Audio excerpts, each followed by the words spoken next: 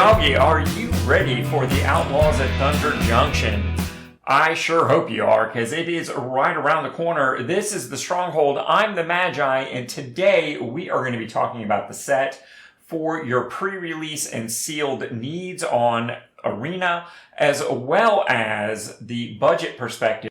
But before we get into all that, just a quick reminder that the Stronghold is producing content for you across a number of platforms.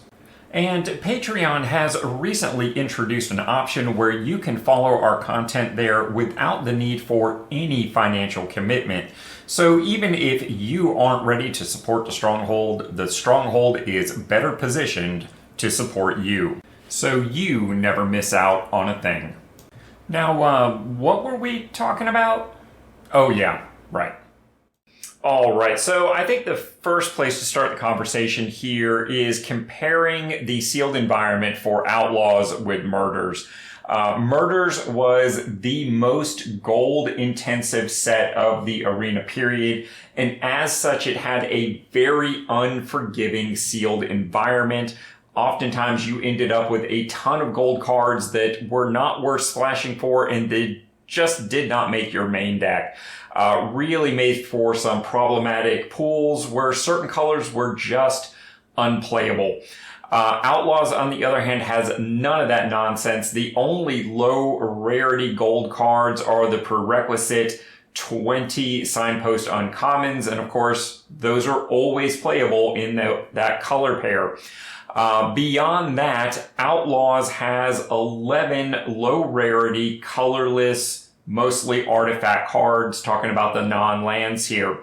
And surprisingly, most of them are good.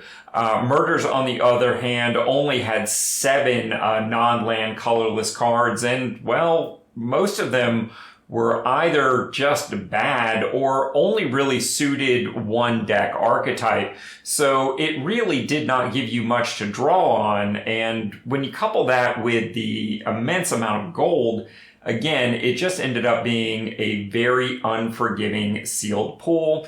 And I don't think we can expect the same from Outlaws. It looks like that is going to be far more forgiving.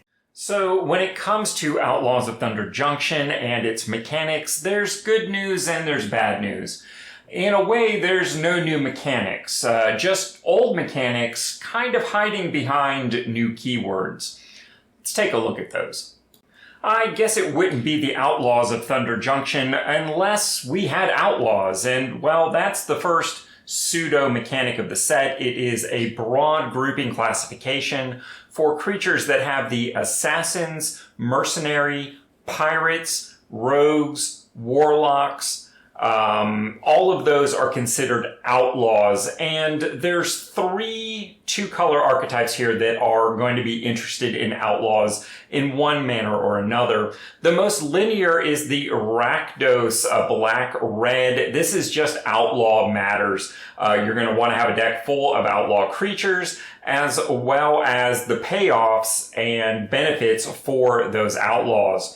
Red-white is a classic go-white strategy that cares about outlaws mostly because of the 1/1 red mercenary creature tokens. You can tap that mercenary token to give a creature you control +1/+0 until end of turn, but of course, this can only be activated as a sorcery speed effect.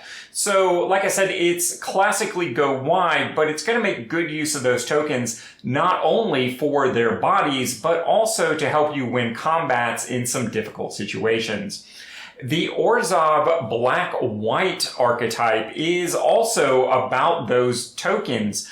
And of course, mercenary tokens are going to fall into that as well. But it is also a bit of an aristocrat where sacrificing your creatures, hopefully tokens, do allow you to develop benefits across the board. Next up, we have the saddled mechanic, which is going to look very familiar as it is essentially vehicles. By paying the saddle cost, your already creature is saddled and gains an additional benefit. So again, very much like vehicles and the crew cost, except unlike vehicles, your creature was already a creature and it only gets better by being saddled. While almost any two-color deck in this limited environment can make use of mounts and the subsequent saddled mechanic, the green-white one is really built around this, offering protection, power boosts, short-term and long-term evasion, all sorts of things built around the saddle mechanic. The mounts and saddle mechanics seem to be centered mostly around that zoo-colored trinity, the green, white, and red. But as I said, with it being that widespread across 3 of the 5 colors, almost any deck is sure to have some amount of this.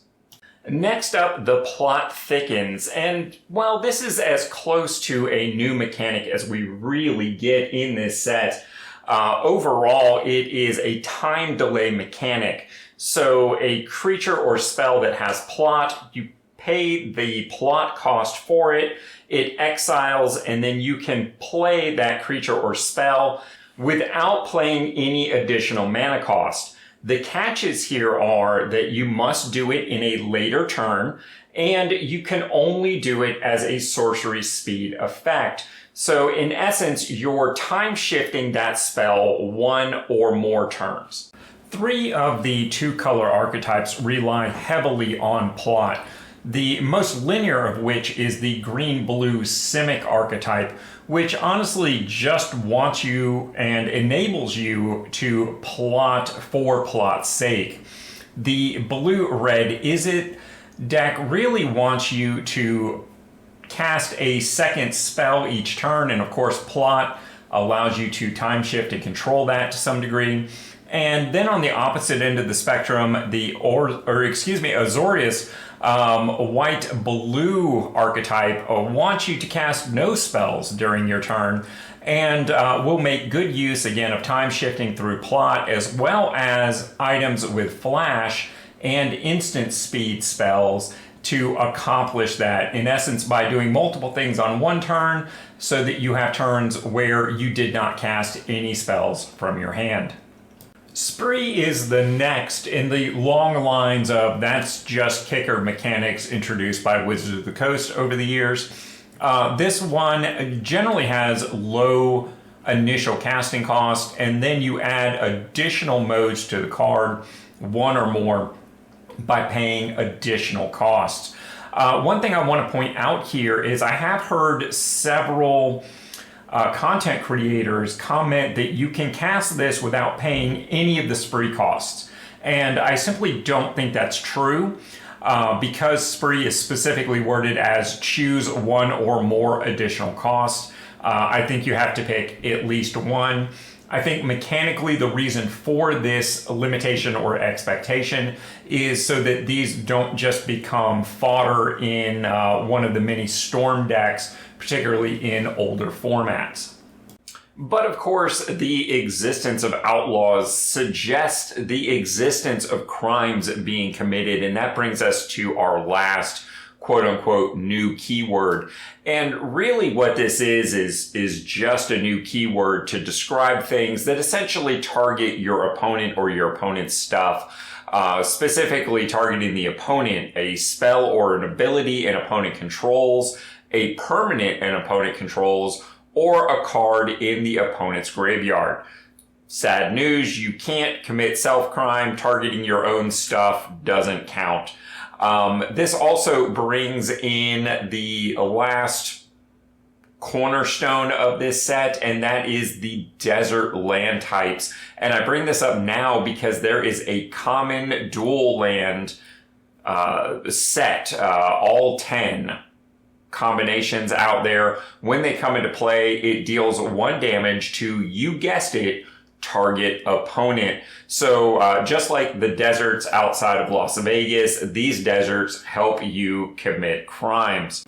And of course, the desert related fun doesn't stop there. We've got a lot of lower rarity deserts out there that provide functionality anywhere from limited color fixing, bouncing lands, surveilling, mana acceleration, and even in the case of mounts, in some instances, card draw.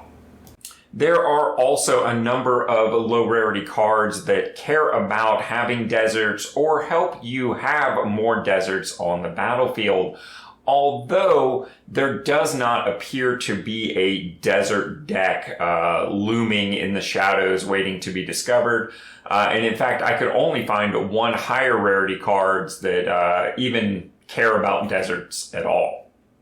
Now that we've got all of the quote-unquote new mechanics wrapped up, you may have noticed there are a couple of two-color archetypes that I never really mentioned because they're not tied to any sort of specific mechanic. The first being the red-green Gruul color pair. That is very basic. Creatures with power 4 or greater matter. And of course, the black-green archetype is pretty straight up graveyard matters. This is also a good opportunity to point out that each of the two-color archetypes have a legendary creature at uncommon as one of their signposts. So we will more than likely be talking about some budget standard brawl decks around these. So as you're looking over the set, do keep in mind on that. We will be running some survey questions about those options. As a transition point from the mechanical attributes of the set and moving towards the economics, let's take a moment and talk about the play booster configuration for this set, because of course that is going to affect all of our limited play, regardless of whether we are playing IRL or digital on Arena. Outlaws of Thunder Junction is only the second set to ever be published using the Play Booster configuration. So I'm sure there's some people out there that are maybe seeing this for the first time. And for those that saw it last time and maybe found it a little confusing and hard to follow, don't worry, they complicated it even more. The list for this particular set is made up of the special guest cards as well as a bonus sheet called the Big Score. And they have upped the concentration on that, moving from, I think it was 15% in murders up to 20% of packs will feature a card from the list. In addition, they have added another bonus sheet here that they are referring to as breaking news. And this is where the change really comes in, because you will have at least one card from breaking news in every single Play Booster pack. And my understanding is that the store packs are also going to have that same one copy of breaking news. In store packs, that will always replace a common, but Wizards has been a little sketchy on that, so we won't really know until we start opening those store packs on Arena to find out for sure. All in all, this means there is a much higher concentration for potential rares here than what we saw in Murders of Karlov Manor, which was already exceeding expectations. So limited, particularly draft, is going to be even more important for this set. And don't worry, I'm going to do a complete piece on that limited environment and how to make sure you're getting the most value out of your play and limited experience.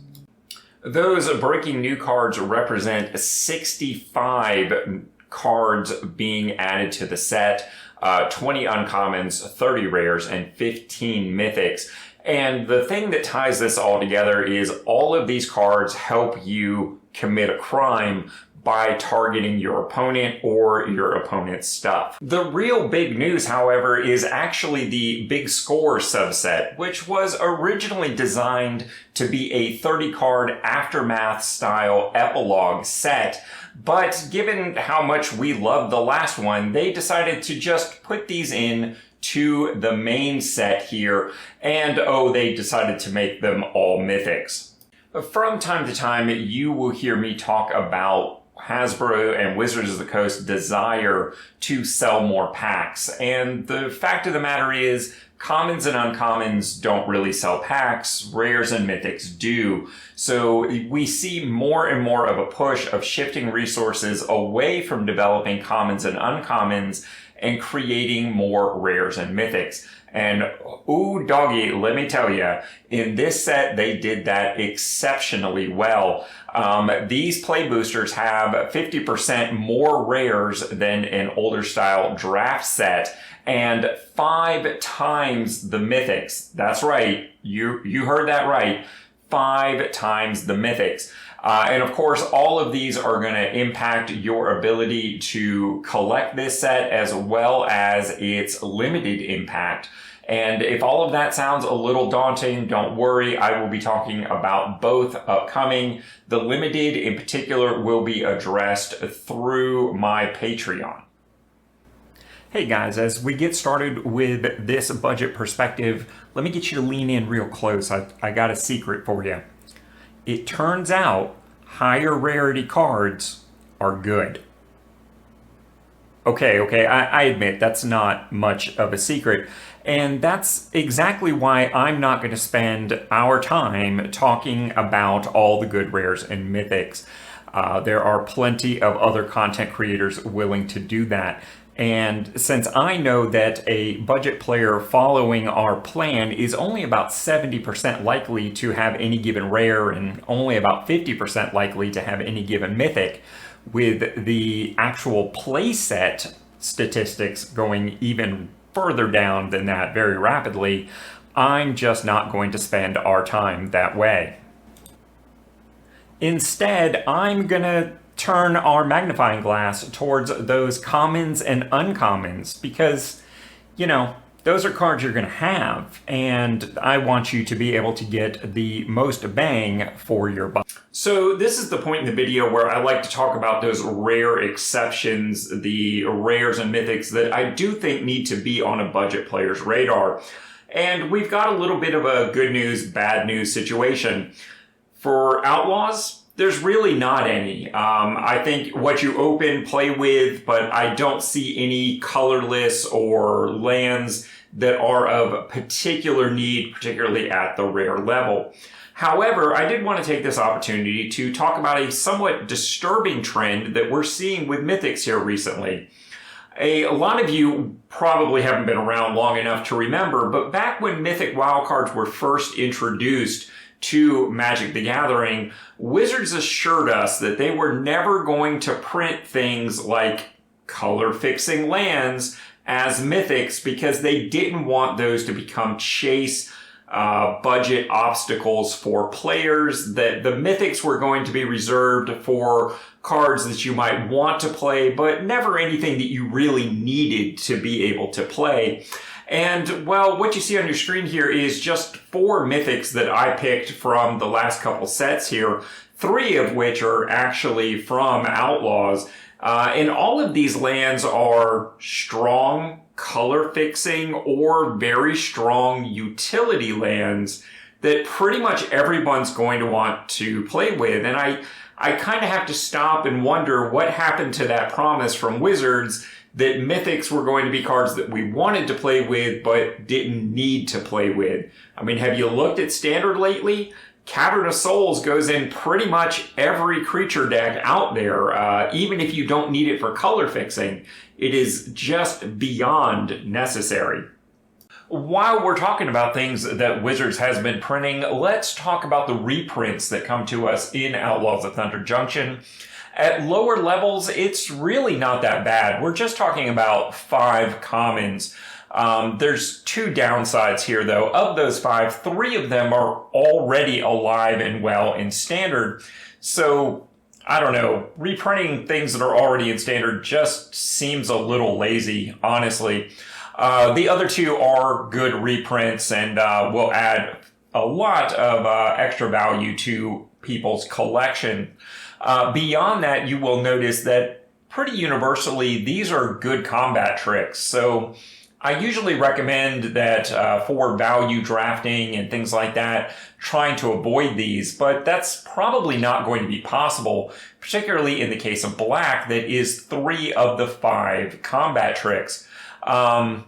you're going to have to draft these to some extent. And, well, frankly, it almost makes you want to avoid black in draft, but that is probably a less viable option. Higher rarity reprints are no less numerous in this set, in large part due to the full 5-card cycle of the enemy-colored, most people call them the fast lands. These were originally introduced to Arena back in Kaladesh. Similarly, we have the single mythic rare Terror of the Peaks that was originally introduced on Arena in M21. Now, since both of these sets are quite old and Kaladesh was a direct to eternal release, honestly, I don't really expect this to negatively impact the majority of budget players. I think most people are going to be very happy to open these or get them available as their sealed pool or draft or whatnot. But for those of you like myself that are longer term arena players, be aware of what you have so that you make the correct choice for your collections. As a budget player, one thing that I am always on the lookout for is a good old build around uncommon. And this time the closest thing we have is Deek Muck Desperado, which supports that mill your opponent out sub-theme of Magic. Something that I always truly enjoyed as an archetype, but lately we just don't see quite enough of it to validate this as a budget deck.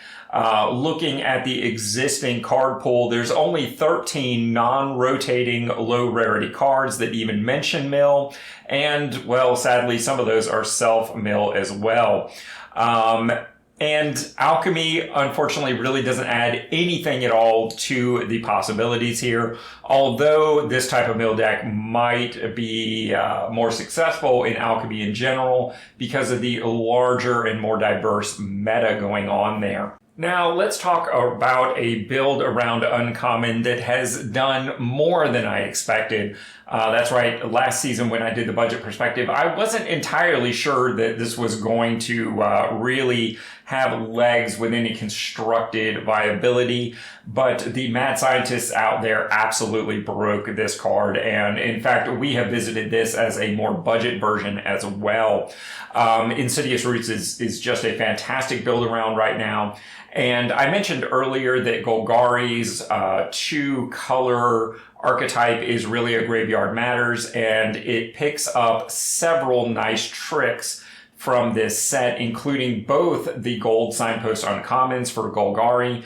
But the real story here that I haven't heard talked about often enough is the plants that are in this that are going to synergize so well with Insidious Roots, because it puts +1/+1 counters on each plant you control.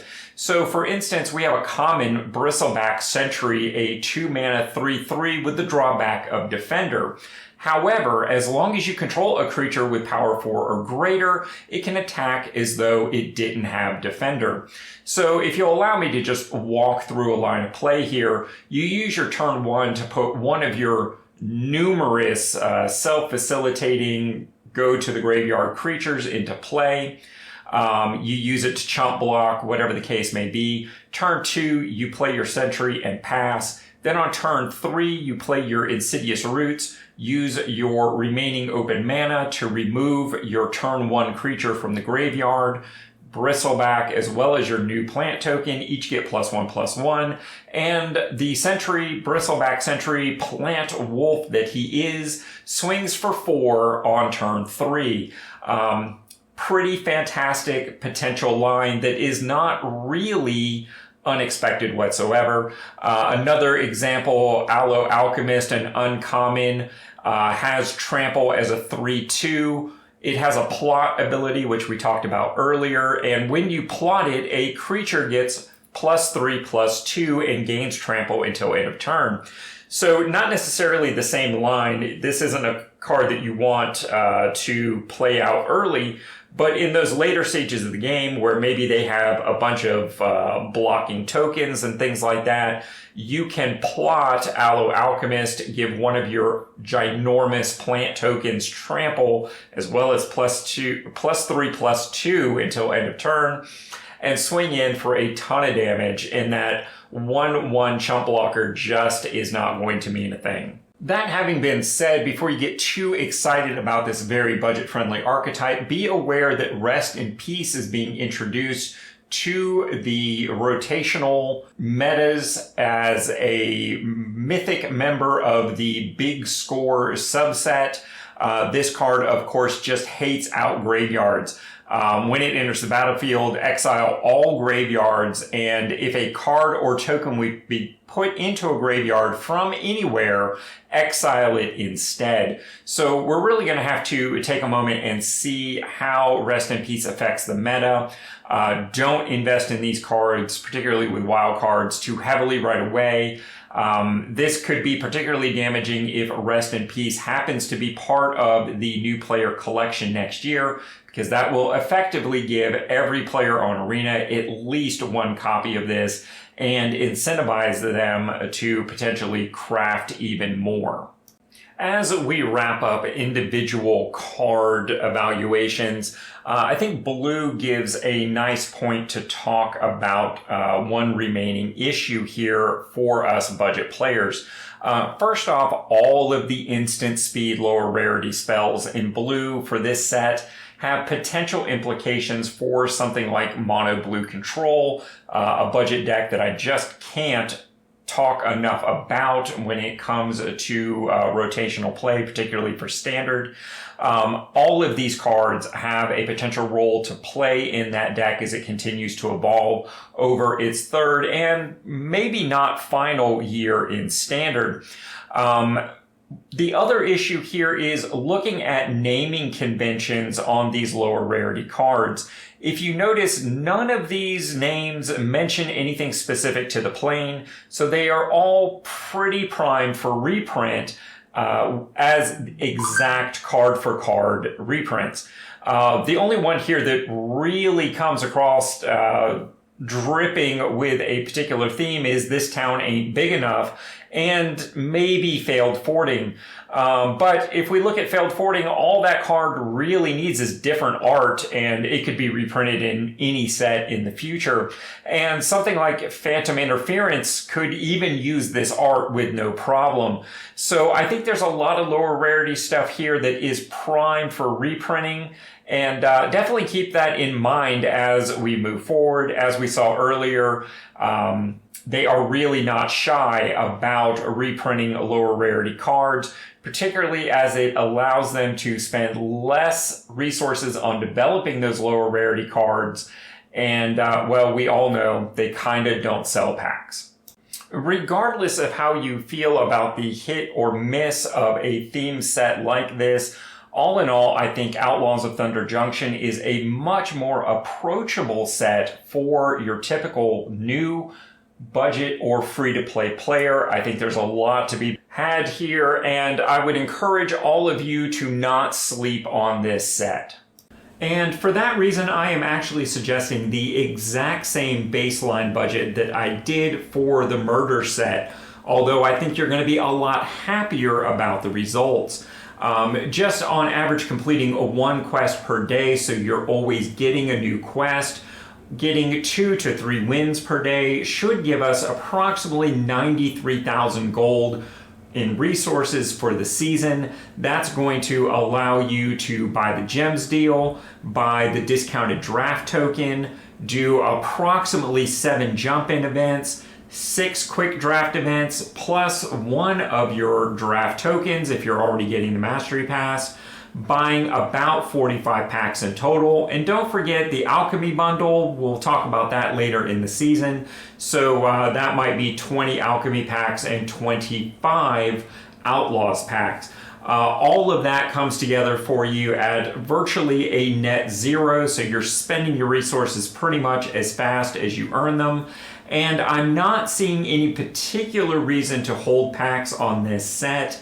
Although the fourth season or the fourth set of the season is usually the one that we hold, but I think this time around the previous Murder set was the correct set to hold. So again, I don't see any reason to hold packs. Once you've completed your drafting, I would say go ahead and open up your packs unless you have a particular need. Thanks for making it to the end, and my patrons have financed a giveaway for this video. This is one of the 2023 starter kits. And don't forget, if you already have these cards, it won't add anything to your account, so please leave this for a newer player if you were around during those sets. Otherwise, this giveaway is for you, and all you need to do is figure out the 2 missing numerical digits in the code provided, and once you claim it, drop a comment so others don't spend time trying to figure it out. And before we go, I want to take just a moment to thank my totally awesome patrons for supporting me and allowing me to apply my passion into a community. And of course, before we go, I've got some suggestions for your next step.